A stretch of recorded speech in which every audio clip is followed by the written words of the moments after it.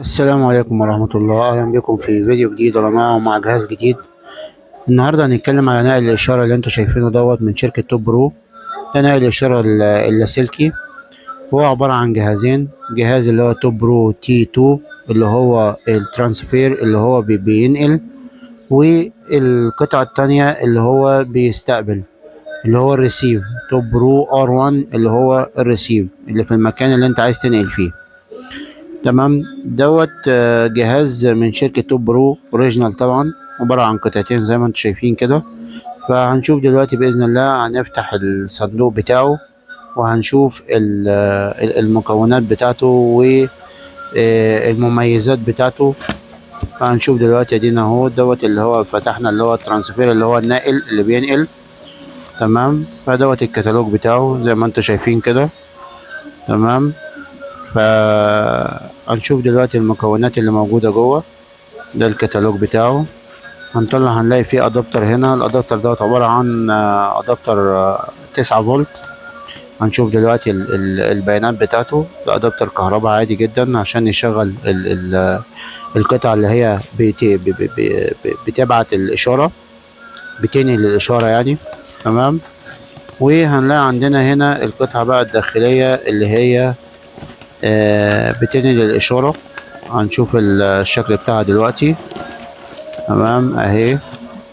تمام، هنفتحها دلوقتي من الكيس ونشوف ال المكونات بتاعتها، او نشوف الشكل بتاعها. هنشوفه دلوقتي. تمام، يعني نفتحها اهو. طبعا دي من شركة توب برو. برضو اقول لكم الشركة ديت شركة محترمة جدا. تمام اهو. دوت هنا دي الانتنة بتاعتها طبعا زي ما انتم شايفينها. في بقى هنا هتلاقوا فيها 2 اكس ال ار، يعني دي بتشتغل ستيريو 2 اكس ال ار. تمام، او الجاك المونو. تمام، وعندنا ورا هنا هنلاقي في المدخل بتاع الادابتر، وفي عندنا اللي هو اللمبتين بتوع البيك. يعني انت لو الاشاره عندك جايه عاليه بيديك اللمبه ديت بتنور. تمام، والزرار دوت ممكن تشتغل مونو او ستيريو، يعني انت ممكن تشتغل الخارج بتاعه مونو او ستيريو. تمام، دوت ايه القطعه الاولانيه اللي هي بتنقل الاشاره. نشوف بقى دلوقتي القطعه الثانيه والفرق ما بين القطعتين ايه. القطعة الأولانية فيها بس اللي هما اللمبتين اللي هما بتوع النقل بتاعنا، اللي هما بتوع البيك. يعني لو الإشارة عالية أو أي حاجة بيبان الإشارة عندنا.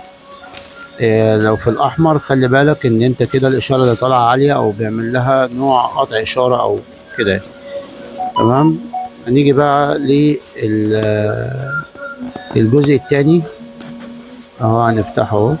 دوت اللي هو الار 1 اللي هو الريسيف اللي بيستقبل، وطبعا الكتالوج. وعندها نفس هو الادابتر، يعني كل قطعه ليها الادابتر الخاص بيها اللي انتوا شايفينه دوت اهو.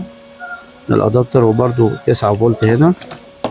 تمام، ونطلع القطعه بقى من هنا كده عشان نشوفها. طبعا دي بانتنه ودي بانتنه عشان دوت بيبعت وايرلس. المسافه ما بين اللي هو بيقدر يبعتها حوالي 50 متر لو في حواجز، وممكن اكتر من كده، بس لازم ينصح اللي هو يبقى في مكان عالي. طبعا هعمل عليه فيديو يعني هيبقى يعني تجربة عليه عملي، عشان نشوف المسافة بتاعته ونشوف الصوت بتاعه اللي خارج الكواليتي بتاعه عامل ايه. دوت هنا ده هتلاقوا الدخل هنا يا جماعة برضو بتاع الادابتر، وفي عندنا زرار جين هنا، ده بقى الجميل بتاعه. وهنا الليفت والرايت طبعا بيقول لك الليفت والرايت شغالين ولا لا.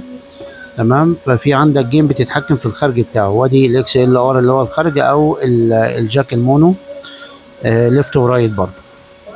تمام، فده كان عبارة عن الجهاز اللي هو توب برو ناقل للإشارة حوالي 50 متر أو ممكن أكتر من كده لو مفيش حواجز. طبعا دوت يفضل يبقى في أماكن عالية عشان تقدر يعني تاخد أحسن كواليتي من الإشارة بتاعته.